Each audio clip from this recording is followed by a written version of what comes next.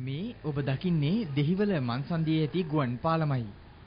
අධික රථවාහන තදබදයට පිළියමක් ලෙස රුපියල් මිලියන 870ක් වැය කර මාර්ග සංවර්ධන අධිකාරිය මෙහි ඉදිකිරීම් කටයුතු ආරම්භ කළේ 2009 වසරේදී.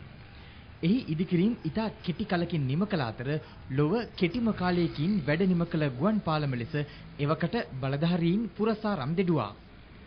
කෙසේ නමුත් ගුවන් පාලම ඉදිකර අද වන විට වසර 2කමාරක් පමණ ගෙවී ඇති අතර එහි ආරක්ෂක පැතිබෙමි කැඩී බිඳී අනාරක්ෂිත තත්ත්වයට පත්ව ඇති ආකාරයයි මේ.